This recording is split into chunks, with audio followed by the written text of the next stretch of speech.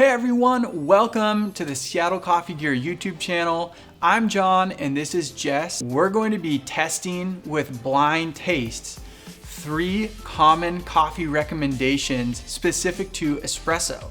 We're going to be testing fresh versus old coffee, expensive versus inexpensive grinders, and expensive espresso machines versus entry-level espresso machines. Jess here is gonna be our blind taste tester, and I'm gonna do my best to give great representations for each of these different challenges. I'm really excited for this. You're gonna get wired on a lot of caffeine today, so stick around for a fun video. I hope you enjoy this one.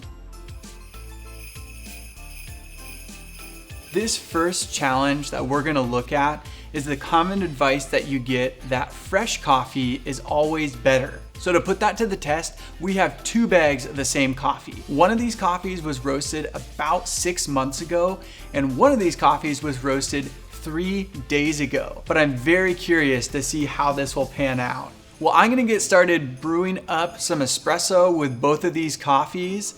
That means, Jess, you need to get out of here. Let's get started.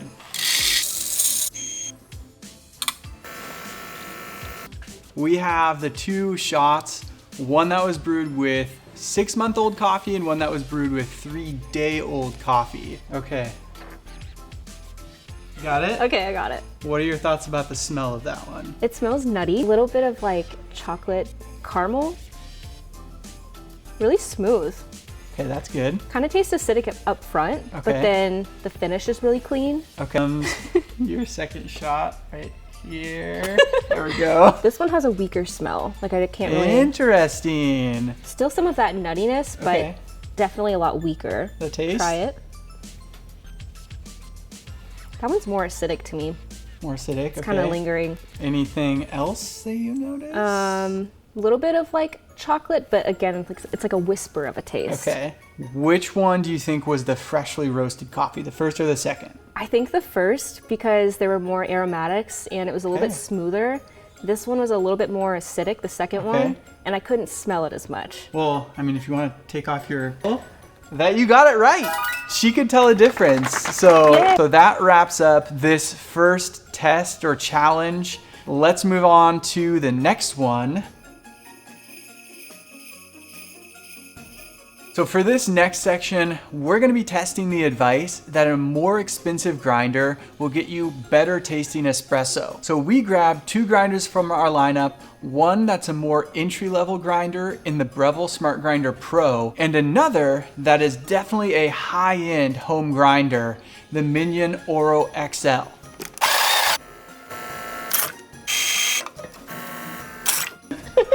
Okay. All right, smell. A little bit of like nuttiness again, kind of like a hint of fruit. All right, ready for a sip? Yeah, let's do it. Okay.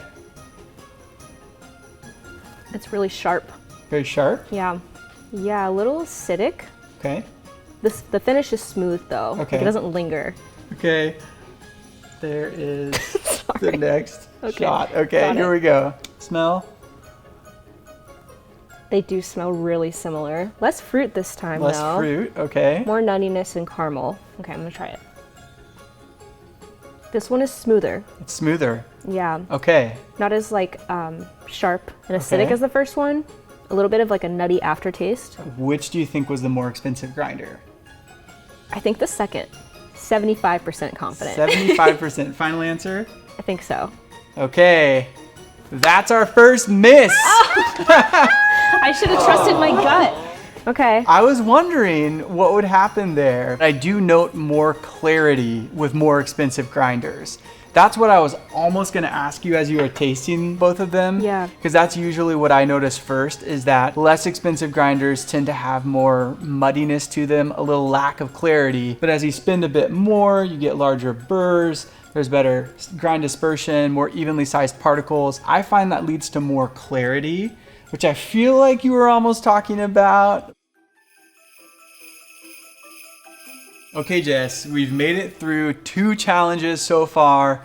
Last up on our list is the machine challenge. So we have the Solis Barista Perfetta as our entry-level machine and the R58 from Rocket Espresso as our higher end machine. So we're gonna use the same grinder to brew espresso on both, and I'm gonna use the same grind setting for both as well. Oh, sorry. This is truly what's going on here. Okay. There is your first one. Okay. I'm getting the nuttiness and then the caramel. Okay, yeah, you're starting to get familiar with this coffee. We're also both wired. Yeah, right I'm starting now. to shake a little bit, but that's Perfect. fine. Jittery Jess and John, we are here as your hosts. That one's a little bitter tasting to me. Okay. There is a little bit of chocolate. I'm not Okay. tasting the nuttiness as much, but there is the chocolate essence. And, okay, there we go. Thank you. Next shot, let's hear your thoughts. This one I smell more chocolate. Okay, we get more chocolate First off. here.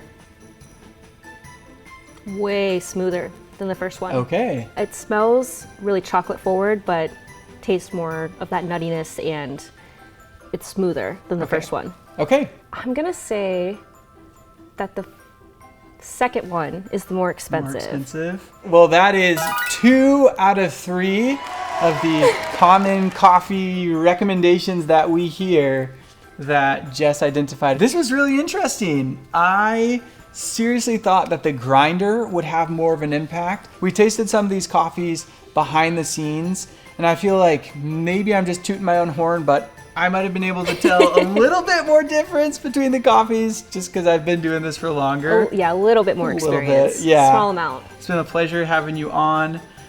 Oh, cheers. Here we go. Right, we should cheers. Well, with that, happy holidays to you and your family from us here at Seattle Coffee Gear. Thank you for supporting our channel, for supporting Seattle Coffee Gear. Hope you have a great rest of the day and keep making coffee you love.